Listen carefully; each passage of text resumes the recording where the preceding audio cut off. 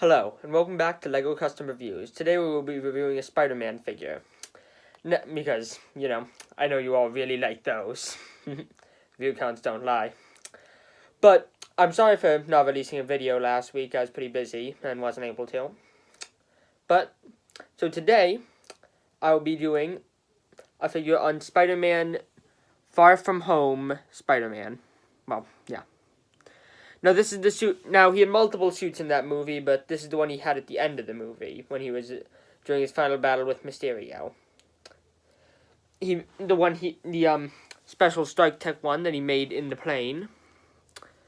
So, first off the bat, it's pretty detailed.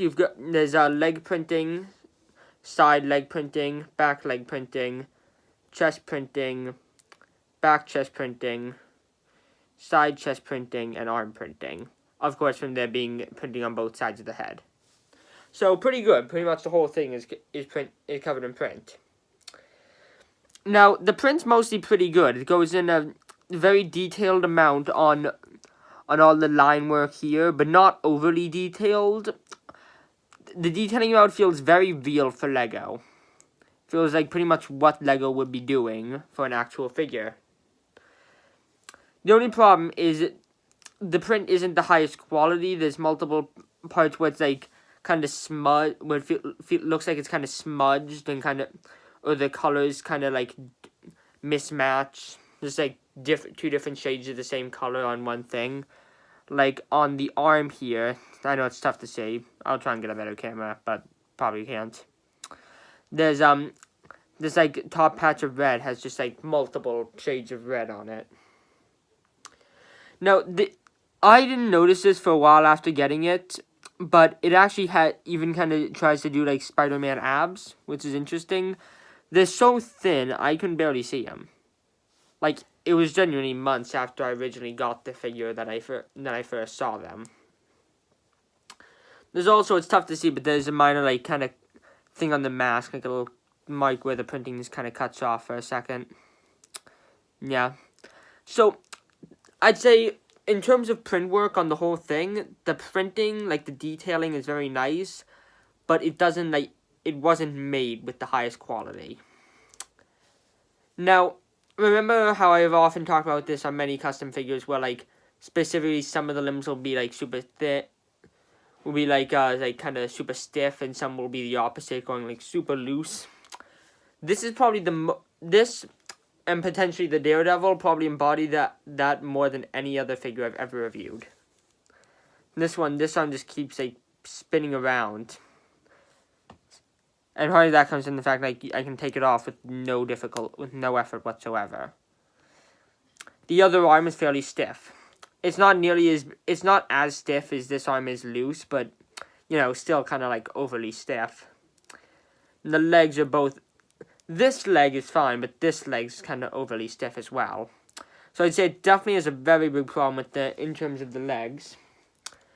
Now, this figure comes with an accessory. He has this kind of webbing thing. It's made of two pieces. Kind of regular kind of like cap piece with kind of web printing on it that looks pretty good, and of course the kind of like piece that you put for characters to hold stuff like this. It looks decent, nothing super special, but not bad. To be honest, there's not much to say about that. Now, what is interesting here is they went for a second face, but because the figure doesn't have anything on it, they couldn't just go for a second face, and instead had to include a whole second head. Now, I think the idea behind this head I really like, with kind of like him with like his mask partially pulled up, as we've sometimes seen in the comics. I think that's a really good idea. I like it. But in terms of how they made it's terrible. It sucks. It's just very poorly made. Let's start with the kind of printing on the back. So this is the printing on the first head compared to the printing on the second head. Notice how the second head here is like the line's very overly thick. It doesn't work. It's just bad. And looking at it from this perspective of overly thick, you can see it kind of like seems messy. Almost like someone just kind of drew it on. You can see like It's like kind of quivers in the lining. And while a generally pretty decent pattern, like, it just doesn't work 'cause it's like way overly thick. Doesn't connect. So then the face part, which is way worse. Now the skin tone form doesn't really make much sense. It feels like part of a thing of printing different things onto a darker color. Of course, printing like a skin tone on red, which just doesn't work here. As it feels like kind of overdone. It doesn't look real, as opposed to many other Lego figures that look better and more realistic.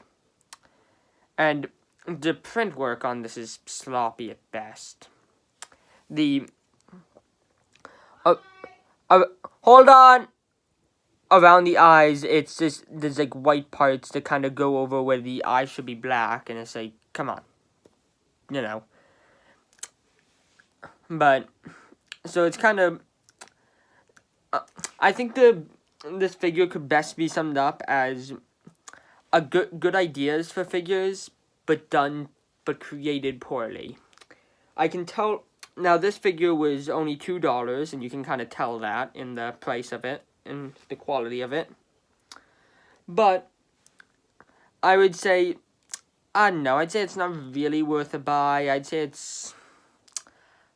no, it's not worth a buy. It's worth I give it about 2 stars. It's not as bad as the Daredevil and Bullseye, but certainly not the best. So, thanks for watching. I hope you enjoyed. Please like and subscribe. Thank you.